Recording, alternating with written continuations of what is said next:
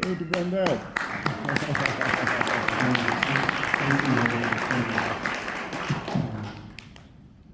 Well, there are a whole lot of things I could say about my wife. I don't have, I want other folks to have some time to talk.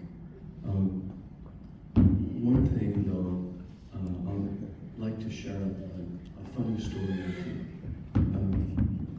Very short. And Pastor George, it's really amazing that you were talking about the difficult driving on Highway 95.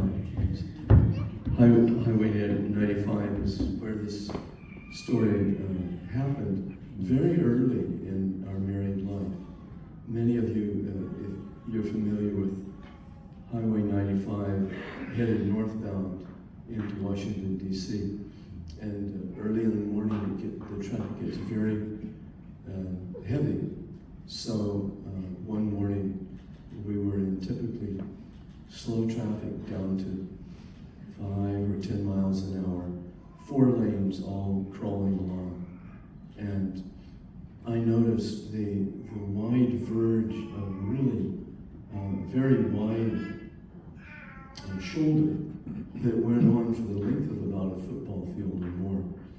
And I realized if I just roll across the line, I can zip up around a whole bunch of traffic and go back in when necessary. So I started to do that, and remember, this is early in our marriage. So Sylvia said, "Clark, don't do that. You're going to get a ticket." And like a typical new husband, I scoffed at the idea, and my wife's idea.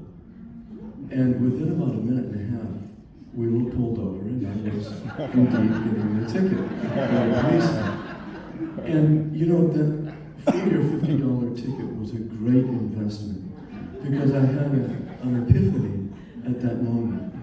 And I realized, wow, my wife has a keen intuition.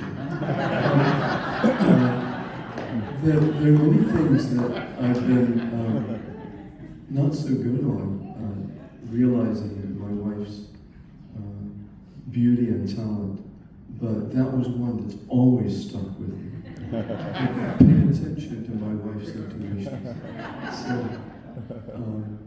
I wanted to share with you, I think I'm safe in prayerfully assuming that Sylvia would like you to know this.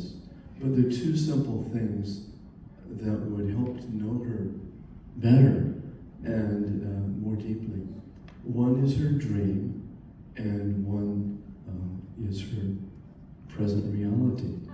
And by dream, I mean that in the early 1970s, she met Reverend and Mrs. Moon's movement. She learned about their dream, and she made their dream, she embraced that dream.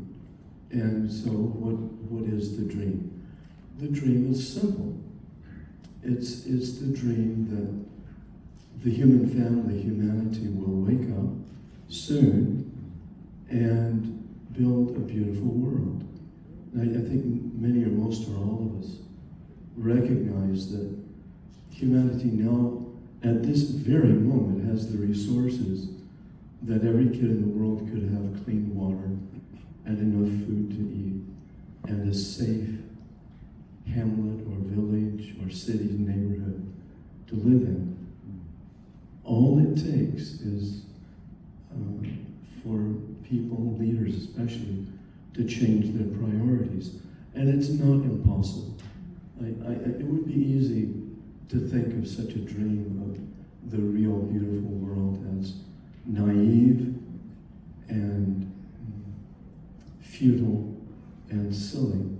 But another way to look at that dream is that it's noble, passionate, and wise, and worthy. And obviously, I'm biased towards the last interpretation. The other thing about my wife Sylvia is her present reality. And I know when people pass and family and friends and loved ones gather, we all tend to say about the loved one, I'm so happy that they could begin their new life. They've been born into a new life. But that's a real crucial question. Is it something we say just expressing a wish and a hope, or is it that we're expressing a certainty? And honestly, in my heart, it's a certainty. There's no question. And there will be a time of this program, I think coming soon, we'll just have time to talk with each other. So if there's anyone here who has a wonderment about that, if you like to, just if you like to, come and talk with me, and I can share more memories of my wife, some funny and some all of them treasured. But also, if you have any wonder, if you have a loved one and you're wondering, oh God, does life go on? I would say the evidence for that is overwhelming, but anyway, we could talk about it if you like. This is just a gentle, friendly invitation.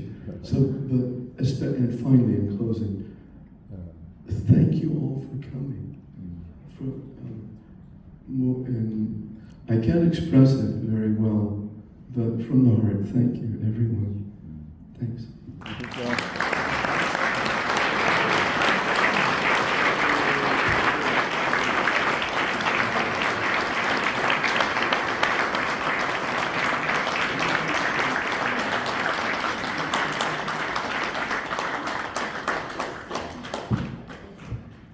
So I think we have